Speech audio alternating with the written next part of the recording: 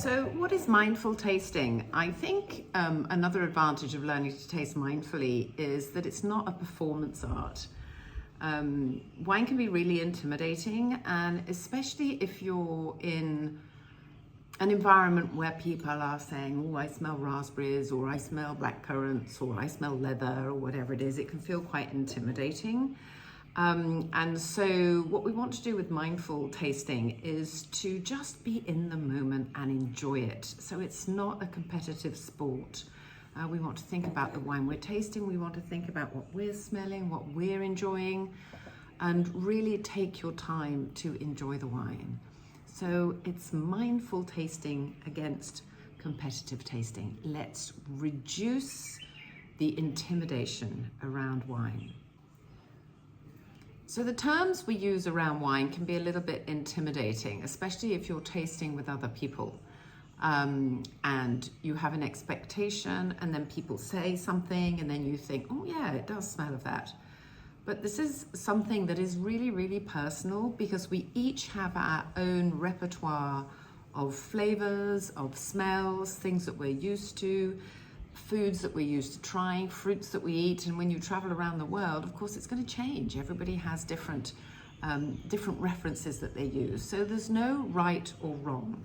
I think what is really important for us, if we're trying to bring pleasure and mindfulness and enjoyment into the moment, we don't want to be thinking about, am I doing it right? Am I finding the right things? That is not the objective. The objective is really to be in the moment and to enjoy the aromas and the flavors and the sensations that you're experiencing. And think perhaps about, what does this remind me of?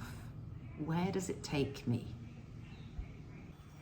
So what's the difference between tasting wine and drinking wine?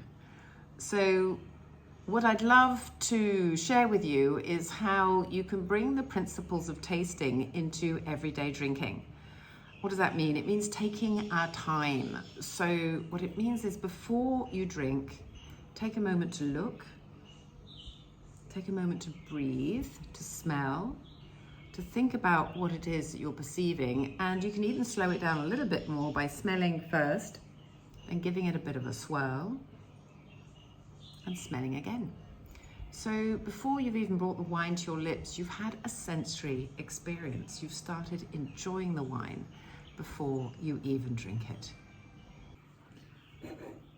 So what we want to do with mindful tasting is to try and make wine a little bit less intimidating and make it a little bit more personal. Depending on where you're tasting wine, there can be a bit of a competitive spirit going on about what you taste, how it feels, what is the expectation. But we don't want to do that. We just want to have a lovely time with a glass of wine. So whatever it is that you're smelling, whatever it is that you're tasting, whatever it is that you're feeling, taking the time to just enjoy it and not comparing. We can share, but we don't have to compare. So traditionally, we talk about the 4 S's of tasting.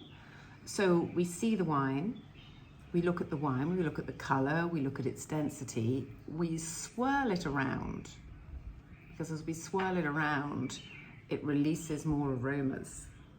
So there's more pleasure. Actually, this wine is so aromatic, I could smell it even before I swirled it around. But when you swirl the wine, it really does change the aromatic profile. So we see, we swirl, we smell, and then we sip. But I'd like to add another S to the formula, which is slow.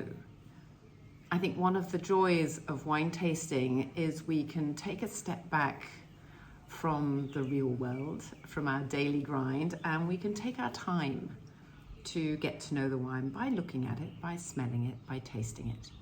But please take it slowly. There is no rush.